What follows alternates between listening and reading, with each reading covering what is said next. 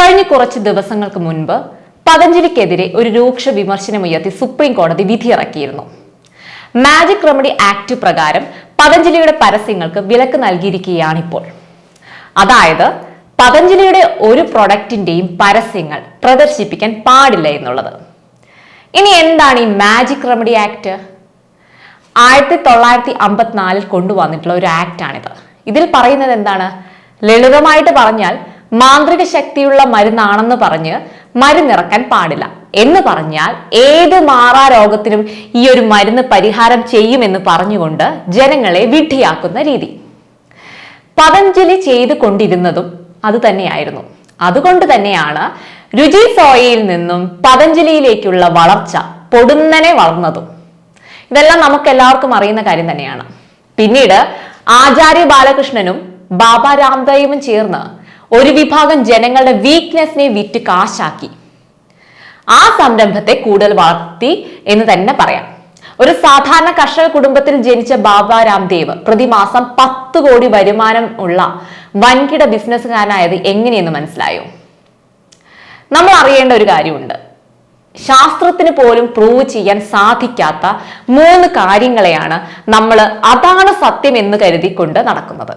എന്ന് പറഞ്ഞാൽ ആയുർവേദം, ഹോമിയോപ്പതി, അതേപോലെ ആസ്ട്രോളജി, ഇതിനെ മുതലെടുത്തുകൊണ്ട് കുറച്ചുപേർ ഒരു വിഭാഗം ജനത്തെ പറ്റിച്ച് ജീവിക്കുന്നു. യഥാർത്ഥത്തിൽ നമ്മളല്ലേ വിഡ്ഢികൾ?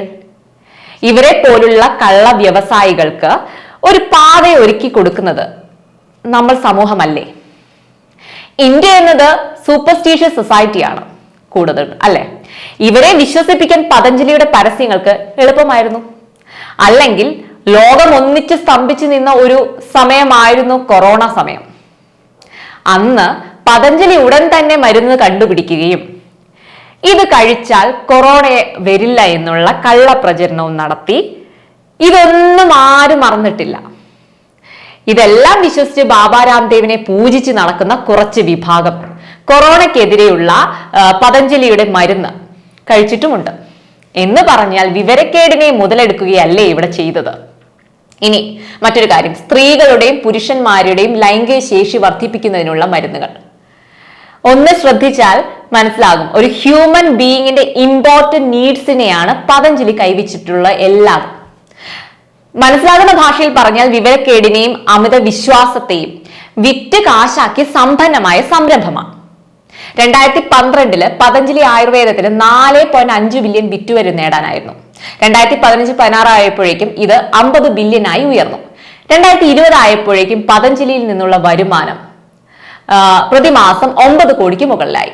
ഇവിടെ എനിക്ക് മനസ്സിലായ കാര്യം, രാജ്യം ഓരോ കൊല്ലം കൂടുമ്പോൾ പുരോഗമിക്കുമ്പോഴും ജനം അധപ്പതിക്കുകയാണല്ലോ. നിങ്ങൾ ശ്രദ്ധിച്ചു കാണും, ഈ പതഞ്ജലിയുടെ പ്രോഡക്റ്റിൽ മറ്റുള്ളവരുടെ ചിത്രങ്ങൾ നൽകാതെ ബാബ രാംദേവിന്റെ ചിത്രങ്ങൾ വെച്ച് മാത്രമായിരുന്നു അഡ്വർടൈസ്മെന്റ്സ് നൽകിയിരുന്നത്. ഇതൊരു ബിസിനസ് നാക്കാണ്. ഒരു വ്യത്യസ്തത കൊണ്ടുവരുമ്പോഴാണല്ലോ ആ പ്രോഡക്റ്റ് എല്ലാവരും ശ്രദ്ധിക്കുക. മാത്രമല്ല ഈ നോർത്ത് സൈഡിലാണ് ഇത് കൂടുതലായിട്ടും വിജയിച്ചത്. ഈ ഡയറക്റ്റ് ആയിട്ടും ഇൻഡയറക്റ്റ് ആയിട്ടും മാർക്കറ്റിംഗ് ചെയ്തു തുടങ്ങി. എന്ന് പറയുമ്പോൾ വലിയ വലിയ സൂപ്പർ മാർക്കറ്റുകളിൽ സജഷൻ ബോക്സുകളിൽ പതഞ്ജലിയുടെ ആവശ്യം വന്നു തുടങ്ങി. ഇതിനു മുൻപും കോടതിയിൽ നിന്നും ഒരു വാണിംഗ് പതഞ്ജലിക്ക് ലഭിച്ചിരുന്നു 2023 നവംബർ മാസത്തിൽ. അന്നൊരു വിധിയായിട്ട് പറഞ്ഞിരുന്നില്ലെങ്കിലും വാണിംഗ് നൽകിയിരുന്നു.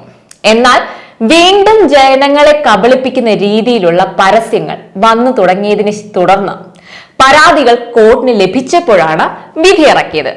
ശരിക്കും പറഞ്ഞാൽ ജനങ്ങളെ വിഡ്ഢിയാക്കുകയാണെന്ന് ജനം തിരിച്ചറിഞ്ഞിട്ടും ഇതുപോലുള്ള പ്രൊഡക്ട്സിനെ നമ്മൾ പ്രോത്സാഹിപ്പിച്ചു കൊടുക്കുന്നു. ഒരു ചെറിയൊരു ഉദാഹരണം പറയാം.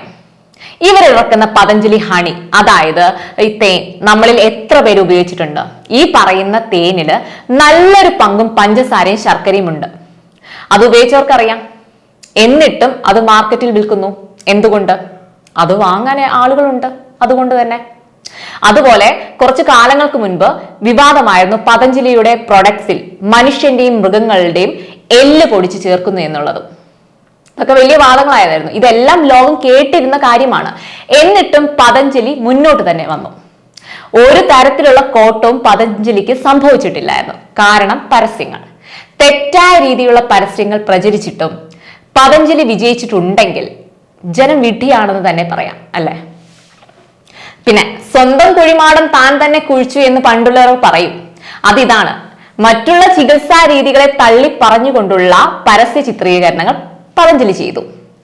അലോപ്പതി എന്നുള്ള ശാസ്ത്രം സത്യമാണ്. അതിനെ പൂർണ്ണമായും തള്ളി പറഞ്ഞുകൊണ്ട് പരസ്യം ചെയ്താൽ എങ്ങനെയിരിക്കും? IMA കൊടുത്ത പരാതിയുടെ അടിസ്ഥാനത്തിലാണ് ഇപ്പോഴുള്ള വിധി കോടതി ഇറക്കിയിരിക്കുന്നത്. പല നാൾ കള്ളൻ ഒരു നാൾ പിടിയിൽ എന്നാണല്ലോ. ഈ കള്ള സന്യാസവും ധരിച്ച് ജനങ്ങളെ പറ്റിച്ച് സമ്പാദ്യം ഉണ്ടാക്കിയപ്പോൾ ചിന്തിച്ചില്ല ഇതൊന്നും ശാശ്വതമല്ല എന്നുള്ള കാര്യം.